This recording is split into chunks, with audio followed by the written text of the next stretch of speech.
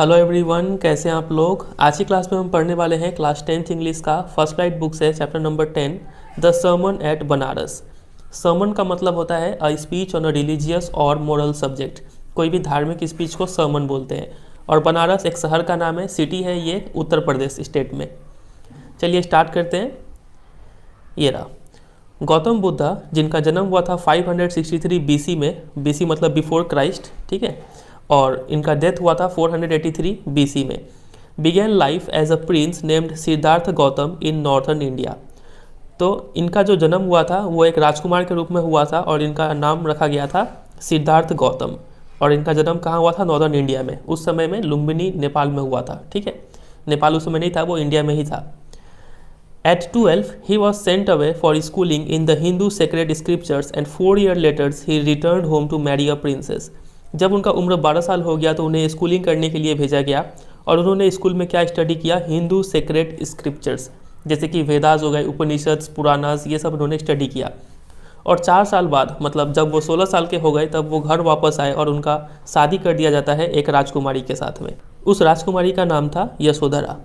They had a son and lived for 10 years as befitted royalty. फिर उनका एक बेटा होता है, उस बेटे का नाम क्या है आपको पता ही होगा शायद, राहुल नाम पड़ता है, ठीक है। और वे लोग ऐसे 10 साल तक अपना जीवन बिताते हैं एज बिफिटेड। बिफिटेड मतलब डिसेंट या फिर प्रॉपर, काफ़ी एक डिसेंट रॉयल्टी के साथ, एक शाही राजकुमार का जो जीवन है वो लोग जीते हैं, ठीक है। At about the age of 25 the prince heretofore shielded from the sufferings of the world while out on hunting chanced upon ये सब। तो देखिए, जब उनका उम्र 25 साल जब हो जाता है, तब जो हमारे राजकुमार है मतलब सिद्धार्थ गौतम है, ये शील्डेड मतलब प्रोटेक्टेड, और हेयर टू फोर का मतलब होता है बिफोर। अभी तक इन्हें शील्ड करके, प्रोटेक्ट करके रखा गया था from the sufferings of the world. ये सिर्फ अपने महल में जीवन बिता रहे थे, इन्हें पता नहीं था कि वर्ल्ड में किस किस टाइप का सफरिंग्स है। सफरिंग्स के बारे में इन्हें कुछ पता ही नहीं था कि वर्ल्ड में कुछ दुख भी है, ठीक है। तो क्या होता है कि एक बार ये हंटिंग के लिए निकलते हैं और चांस अपॉन का मतलब होता है मीट बाई चांस। ये वर्ड आप याद रखिएगा, ठीक है। ये शील्डेड आपके एग्जाम में क्वेश्चन पूछा जाता है इसके ऊपर, और चांस अपॉन का मीनिंग भी पूछते हैं आपसे एग्जाम में। तो जब ये हंटिंग करने के लिए निकले थे तो इन्हें क्या क्या देखने को मिला? देखिए, 4 चीज़ इन्हें देखने को मिला। अ सिक मैन, सबसे पहले इन्होंने एक बीमार आदमी को देखा। देन एन एजेड मैन, काफ़ी एक बूढ़ा इंसान को देखा इन्होंने। फिर इन्होंने देखा एक फ्यूनरल प्रोसेशन, मतलब एक सब यात्रा जिसको बोलते हैं, लाश जलाने के लिए सब जा रहे थे। And finally a monk begging for arms. Finally इन्होंने देखा एक साधु या फिर मुनि भिक्षा मांग रहे थे खाने के लिए, ठीक है। तो ये 4 साइट उन्होंने देखा। इसको 4 ग्रेट साइट्स बोलते हैं, याद रखिएगा, ये बहुत इंपॉर्टेंट है। पहला था a sick man, an aged man, funeral procession, a monk begging for alms. ये 4 ग्रेट साइट्स है। यही साइट इनका लाइफ बदल के रख दिया। These sights so moved him that he at once went out into the world to seek enlightenment concerning the sorrows he had witnessed. तो जब सिद्धार्थ गौतम ने ये सब साइट्स को देखा तो इतने प्रभावित हो गए कि वो एक बार में डिसीजन ले लिए कि वो अब बाहर की दुनिया में जाएंगे। मतलब वो अब अपने महल से बाहर निकलेंगे, क्या करने के लिए? To seek enlightenment. एनलाइटनमेंट का मतलब होता है a state of high spiritual knowledge, the process of gaining knowledge, ठीक है। उन्हें ज्ञान चाहिए था, किस चीज़ से रिलेटेड ज्ञान? Concerning the sorrows he had witnessed. उन्होंने इतना सारा जो दुख देखा, ये दुख का रीज़न क्या है और ये दुख सॉल्व कैसे होगा, ये चीज़ का ज्ञान लेने के लिए वो घर से निकल पड़े। और इस ज्ञान लेने का प्रोसेस को ही क्या बोलते हैं? एनलाइटनमेंट, ठीक है। He wandered for 7 years and finally sat down under a peepal tree. तो वो 7 साल तक भटकते रहे और फाइनली कहाँ बैठ गए? एक पीपल के पेड़ के नीचे बैठ गए। Where he vowed to stay until enlightenment came. वहाँ पे उन्होंने शपथ ले लिया कि वो वहाँ तक पीपल के पेड़ के नीचे तब तक बैठे रहेंगे जब तक कि उन्हें वो एनलाइटनमेंट मिल ना जाए। Enlightened after 7 days he renamed the tree the Bodhi tree, tree of wisdom, and began to teach and to share his new understandings. तो उन्हें 7 दिन बाद एनलाइटनमेंट मिल गया और उन्होंने उस ट्री को रीनेम कर दिया और उसका नाम कर दिया बोधि ट्री। बोधि ट्री मतलब ट्री ऑफ विजडम, मतलब इस पेड़ के नीचे बैठने से क्या मिलता है? ज्ञान मिलता है, ठीक है। यह है बोधि ट्री का मतलब। And began to teach and to share his new understandings. और फिर उन्होंने एनलाइटनमेंट का बाद जो भी उन्हें ज्ञान मिला उसको वो पढ़ाना स्टार्ट कर दिए और अपना जो कलीग्स है या फिर जो बाकी लोग हैं उनसे शेयर करना स्टार्ट कर दिए जो भी उन्हें ज्ञान मिला। At that point he became known as the Buddha, the awakened और द एनलाइटेंड। तो अभी तक गौतम बुद्धा का नाम क्या था? हमने देखा था सिद्धार्थ गौतम, ठीक है। लेकिन इनलाइटनमेंट का बाद उनका नाम क्या पड़ गया? बुद्धा, ठीक है। तो हम लोग क्या बोलते हैं? अब गौतम बुद्धा बोलते हैं। बुद्धा का मतलब होता है द अवेकन्ड और द एनलाइटेंड, ऐसा इंसान जो जागृत हो चुका है, मतलब जिसे ज्ञान मिल चुका है, उसको बोलते हैं बुद्धा। ठीक है। The Buddha preached his first sermon at the city of Banaras, most holy of the dipping places on the river Ganges। काफ़ी इंपॉर्टेंट लाइन है। गौतम बुद्धा ने अपना पहला sermon कहाँ पे दिया? बनारस सिटी में दिया। ठीक है। और बनारस जो है इसको यहाँ पे डिस्क्राइब किया गया है as the most holy of the dipping places on the river Ganges. Ganga नदी के किनारे कई सारे प्लेसेस हैं जहाँ पे लोग नहाते हैं, लेकिन बनारस एक ऐसा प्लेस है जो सबसे ज़्यादा पवित्र और होली माना जाता है। ठीक है। और ये डिपिंग प्लेसेस मतलब लोग यहाँ पे डुबकी लगाते हैं और स्नान करते हैं। डिपिंग प्लेसेस मतलब बाथिंग। ठीक है, वो लिखा हुआ है। तो पहला सरमन गौतम बुद्धा ने बनारस में दिया। तो that sermon has been preserved and is given here. तो वही सरमन को अच्छे से बचा के रखा गया है और नीचे एक स्टोरी के माध्यम से वो सरमन को यहाँ पे बताया गया है। It reflects the Buddha's wisdom about one inscrutable kind of suffering. तो ये स्टोरी को पढ़ के हमें समझ में आएगा कि गौतम बुद्धा का क्या विचार है about inscrutable kind of suffering. Inscrutable मतलब something that can not be understood, जिसको समझा ना जा सके। हम लोग सफरिंग को समझ नहीं पाते हैं कि सफरिंग ये हो क्यों रहा है, इसको सॉल्व कैसे करें। ठीक है। तो इस ऐसे सफरिंग से रिलेटेड बुद्धा का क्या विजडम है वो हम इस स्टोरी को पढ़ के जानेंगे। तो स्टोरी कुछ ऐसा है। Kisa Gotami had only one son and he died. Kisa Gotami नाम की एक महिला होती है, उसका एक ही बेटा होता है और वो मर जाता है। In her grief she carried the dead child to all her neighbours. और वो काफ़ी दुख में अपने मरे हुए बेटे को लेकर सभी पड़ोसियों के घर में जाती है, आस्किंग देम फॉर मेडिसिन। और उनसे बोलती है कि मुझे मेरा बेटा बीमार हो गया, इसे कुछ दवाई दीजिए। And the people said she has lost her senses, the boy is dead. और लोग बोलते थे कि ये महिला पागल हो चुकी है, अपना होश गंवा चुकी है, क्योंकि ये लड़का तो मर चुका है और ये उसके लिए दवाई मांग रही है। At length Kisa Gautami met a man who replied to her request. तो एट लेंथ मतलब आफ्टर अ लॉन्ग टाइम, कुछ देर बाद कीसा गौतमी को ऐसा इंसान मिलता है जो उसके रिक्वेस्ट को रिप्लाई करता है। वो इंसान बोलता है कि I can not give the medicine for thy child but I know a physician who can. The मतलब यू और दाई मतलब योर। ठीक है। बोलता है कि मैं तुम्हारे लड़के के लिए कोई दवाई तो नहीं दे सकता हूँ, लेकिन मैं ऐसे फिजिशियन, ऐसे चिकित्सक को जानता हूँ जो तुम्हें इसका दवाई दे देगा। And the girl said pray tell me sir who is it. और वो लड़की बोलती है, मतलब कीसा गौतमी बोलती है कि मैं आपसे प्रार्थना करता हूँ, सर बताइए वो कौन है। एंड द मैन रिप्लाइड, और वो मैन रिप्लाई देता है कि go to Sakyamuni the Buddha. आप साक्यामुनि के पास जाइए, गौतम बुद्धा के पास। Kisa Gotami repaired to the Buddha and cried lord and master give me the medicine that will cure my boy. तो कीसा गौतमी रिपेयर टू का मतलब होता है वेंट टू। कीसा गौतमी बुद्धा के पास जाती है और रोते हुए बोलती है कि हे प्रभु, हे परमेश्वर, आप मुझे ऐसा दवाई दीजिए जिससे मेरा लड़का ठीक हो जाए। द बुद्धा आंसर्ड, गौतम बुद्धा जवाब देते हैं कि I want a handful of mustard seed. बोलते कि मुझे मुट्ठी भर सरसों के बीज दो। And when the girl in her joy promise to procure it the Buddha added. और जैसे ही वो लड़की उठी वो मुट्ठी भर सरसों लाने के लिए, तभी बुद्धा ऐड करते हैं कि the mustard seed must be taken from a house where no one has lost a child, husband, parent और फ्रेंड। बोलता है कि तुम वो सरसों के बीज उसी घर से लेके आना जिस घर में ना कोई बच्चा मरा हो, ना किसी का पति मरा हो, ना किसी का माता पिता मरा हो और ना ही कोई दोस्त मरा हो। ऐसे ही घर से लेकर आना जहाँ कोई ना मरा हो। Poor Kisa Gautami now went from house to house and the people pitied her and said here is mustard seed, take it. तो वो बेचारी कीसा गौतमी अब सभी के घर जाती है फिर से। तो यहाँ पे कीसा गौतमी 2 बार लोगों के घर जाती है। पहली बार जो घर जाती है उसमें वो दवाई मांगने के लिए जाती है और दवाई उसे मिलता नहीं है। और दूसरी बार भी वो घर जाती है, लेकिन लोगों के घर जाती है, लेकिन क्या मांगने के लिए जाती है? मस्टर्ड सीड मांगने के लिए जाती है। देखते हैं उसे मिलता है कि नहीं। तो लोग उस पर काफ़ी दया खाते थे और बोलते थे कि ये रो तुम्हारा मस्टर्ड का सीड, ये ले जाओ तुम। बट वेन सी आस्क्ड, लेकिन जैसे ही वो पूछती थी कि डिड अ सन और डॉटर, अ फादर और mother die in your family, पूछती थी कि क्या आपके घर में कोई बेटा या फिर बेटी या फिर माता पिता कोई भी आपके फैमिली में मरा है क्या? दे आंसर्ड हर, तो वो लोग जवाब देते थे alas the living are few but the dead are many. बोलते थे कि दुख का बात तो ये है कि जो जिंदा लोग हैं वो काफ़ी कम है, लेकिन मरे लोगों की नंबर्स काफ़ी ज़्यादा है। Do not remind us of our deepest grief, मतलब आप मुझे अपना दुख याद मत कराइए, ठीक है। And there was no house but some beloved one had died in it, लेकिन ऐसा कोई घर नहीं था जहाँ पे किसी का प्यारा, किसी का रिलेटिव मरा ना हो, ठीक है।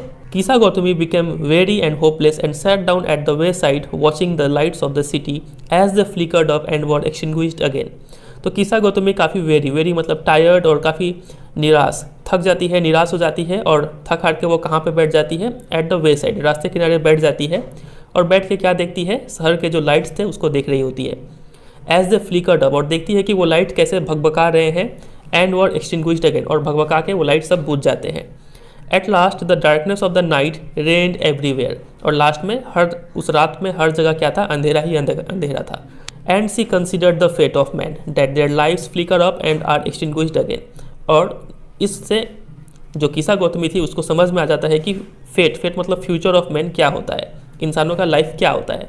उनका लाइफ भी इन लाइट्स की तरह फ्लिकर अप होता है, भगभगाता है जवानी में, एंड आर एक्सटिंग्विश्ड अगेन, और फिर वो लाइट बुझ जाता है, मतलब इंसान मर जाते हैं। तो ये जो जितना अंडरलाइन किया हुआ ये चीज़ किसा गौतमी को रियलाइज़ होता है, ठीक है, कि इंसान का जीवन भी हर चीज़ की तरह कभी ना कभी मरना ही है, ये चीज़ उसे रियलाइज़ होता है। And she thought to herself how selfish am I in my grief, और किसा गौतमी अपने मन में सोचती है कि मैं अपने दुख में कितनी स्वार्थी हो गई हूँ। Death is common to all, death तो सभी को आना है, ठीक है, सभी को एक दिन मरना है। Yet in this valley of desolation there is a path that leads him to immortality who has surrendered all selfishness. लेकिन देखिए अब ये स्टोरी का सबसे मेन लाइन है, वैली ऑफ डेसोलेशन मतलब area which is filled with deep sorrow. इस दुख भरे संसार में एक ही रास्ता है जो उसे अमर बना सकता है। इमॉर्टिलिटी मतलब जो ना मरे, ठीक है, तो अमर बनने का रास्ता क्या है, who has surrendered all selfishness, जो इंसान अपना सारा स्वार्थ सरेंडर कर दे, हटा दे अपने मन से, वो इंसान क्या हो जाएगा, अमर बन जाएगा। तो इस दुख भरे संसार में यही एक रास्ता है इमॉर्टल बनने का। तो ये सबसे मेन लाइन है, इसको भी अंडरलाइन कीजिएगा, ठीक है। तो इसमें बताया गया है कि किसा गौतमी ने क्या रियलाइज़ किया इस इंसिडेंट के बाद, ठीक है। तो ये काफ़ी इंपॉर्टेंट है, इसको अंडरलाइन कर लीजिएगा और याद भी कर लीजिएगा। अब गौतम बुद्धा कुछ बोलते हैं। The Buddha said the life of mortals in this world is troubled and brief and combined with pain. Gautam Buddha बोलते हैं कि इस पृथ्वी पे, इस वर्ल्ड में जितने भी मॉर्टल्स है, मॉर्टल्स मतलब दोज बाउंड टू डाई, मतलब जितने भी लिविंग थिंग्स है, उनका जो लाइफ है वो ट्रबल से भरा हुआ है, दुख आते रहेगा। ब्रीफ छोटा सा लाइफ है, आगे चल के मर जाना है। एंड कंबाइंड विद पेन, और इस पूरे ही लाइफ में हमें कुछ ना कुछ दर्द या फिर सफरिंग्स होता रहेगा। काफ़ी अच्छा बात इन्होंने कहा। For there is not any means by which those that have been born can avoid dying. उन्होंने ऐसा कहा इसलिए कहा क्योंकि ऐसा कोई तरीका नहीं है जिससे कि वो इंसान जो जन्म लिया है वो डेथ को अवॉइड कर पाए, ठीक है, मतलब कैन नॉट अवॉइड डेथ, ठीक है। After reaching old age there is death, बुढ़ापे के बाद मौत आना ही आना है, ये बात उन्होंने कहा। Of such a nature are living beings, तो ऐसा ही लिविंग बींग्स का नेचर है, ठीक है। Death is certain. As ripe fruits are early in danger of falling, so mortals when born are always in danger of death. तो उन्होंने अब यहाँ पे एग्जाम्पल ले लेकर समझाया है कि जैसे कि कोई फल जो पक जाता है वो उसका हमेशा खतरा रहता है टूट के गिरने का, ठीक उसी तरीके से ऐसा इंसान जो जन्म ले लेता है एक बार, वो उसका हमेशा ही डर रहता है मरने का, ठीक है, कभी भी वो मर सकता है। As all earthen vessels made by, एक और एग्जाम्पल वो लेते हैं कुम्हार का, ठीक है, मिट्टी के बर्तनों का। वो बोलते हैं कि as all earthen vessels made by the potter end in being broken, so is the life of mortals.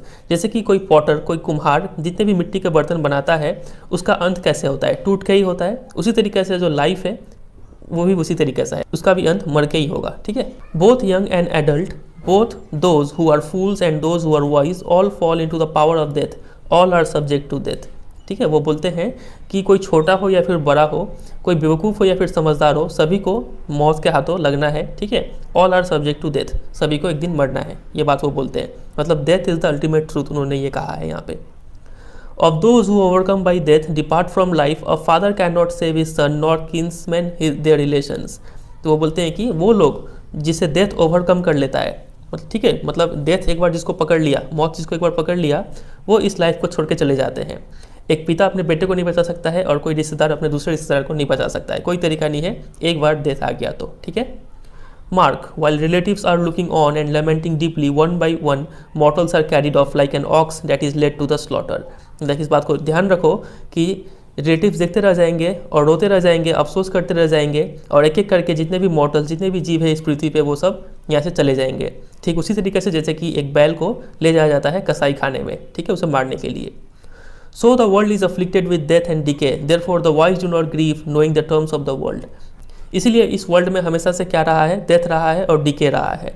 इसीलिए जो समझदार होते हैं, जो वाइज होते हैं, वो कभी भी दुख नहीं मनाते हैं, knowing the terms of the world, यही दुनिया का रीति है, ठीक है। इस नियम को फॉलो करना ही पड़ेगा, समझे कि नहीं समझे, आगे बढ़ते हैं। और यहाँ पे एक वर्ड ये अफ्लिक्टेड विथ मतलब सफरिंग फ्रॉम, बहुत इंपॉर्टेंट है ये, इसके ऊपर क्वेश्चन बहुत बार आ चुका है बोर्ड एग्जाम में, ठीक है। अफ्लिक्टेड मीन्स होता है अफेक्टेड बाई सफरिंग, डिजीज और पेन, कोई भी चीज़ को सफ़र करना। तो यहाँ पे वर्ल्ड सफ़र कर रहा है किससे? डेथ से और डिके से, ठीक है। Not from weeping not from grieving will any one obtain peace of mind, on the contrary his pain will be the greater and his body will suffer. Gautam Buddha बोलते हैं कि कितना भी रोइए, कितना भी दुख मनाइए, इससे शांति नहीं मिलेगा। इसके विपरीत वो जो दुख है वो और भी बढ़ता चला जाएगा। जितना रोएंगे, जितना शोक मनाएंगे, वो दुख और बढ़ता चला जाएगा और उसका बॉडी सफ़र करेगा। He will make himself sick and pale, रो रो के आप बीमार पड़ जाएंगे, पीले पड़ जाएंगे। Yet the dead are not save by his lamentation, लेकिन जो मर चुका है, आप कितना भी दुख मना लीजिए, कितना भी रो लीजिए, लेमेंटेशन मतलब एक्सप्रेशन ऑफ सॉरो, कितना भी दुख दिखा लीजिए, वो मरा हुआ इंसान वापस नहीं आएगा। He who seeks peace should draw out the arrow of lamentation and complaint and grief, तो ऐसा इंसान जिसको थोड़ा शांति चाहिए, उसको क्या करना चाहिए? Draw out the arrow of lamentation and complaint and grief, उसे अपने कमान से ये तीर निकाल देना चाहिए। रोने धोने का, कंप्लेन करने का, दुख मनाने का, ये सब चीज़ जितना जल्दी छोड़ दो उतना बेहतर रहेगा, उतना जल्दी पीस मिलेगा, ठीक है। He who has drawn out the arrow and has become compose will obtain peace of mind, he who has overcome all sorrow will become free from sorrow and be blessed. अब यहाँ पे काफ़ी अच्छा बात उन्होंने कहा, ऐसा इंसान जो ये तीर निकाल चुका है, ये एरो निकाल चुका है, कौन सा arrow? Arrow of lamentation, complain and grief. तो ऐसा इंसान जो इस सब चीज़ों से पीछा छुड़ा लिया है, वो इंसान कंपोज्ड मतलब काफ़ी काम बन जाएगा, काफ़ी शांत रहेगा, और ऐसे इंसान को ही पीस ऑफ माइंड मिलेगा, ठीक है, शांति मिलेगा।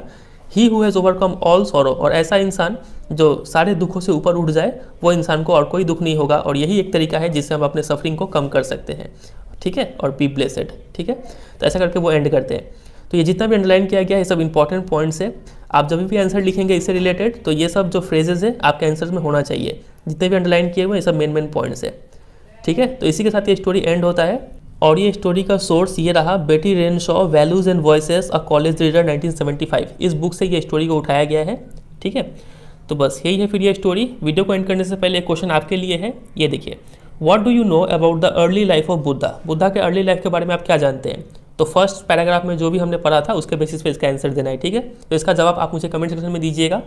तो यही है फिर, तो वीडियो को एंड करते हैं। उम्मीद करते हैं आपको आज का ये स्टोरी समझ में आया होगा। वीडियो अच्छा लगा तो वीडियो को जरूर एक लाइक कर दीजिएगा। कमेंट करके भी बताइएगा कि आपको वीडियो कैसा लगा, और वीडियो अच्छा लगा तो वीडियो को जरूर अपने दोस्तों के साथ भी शेयर कीजिए। और अगर आप इस चैनल पर नए हैं तो चैनल को सब्सक्राइब कीजिए, ठीक है, क्योंकि आने वाले टाइम में ऐसे ही वीडियो आपको बहुत सारे देखने को मिलेंगे। और भी चैनल पर काफ़ी सारे वीडियो, आप उसको चेकआउट कीजिए, आपको जरूर हेल्प मिलेगा। चलिए फिर एंड करते हैं, मिलते हैं बहुत जल्द किसी और वीडियो में। तब तक के लिए goodbye and take care.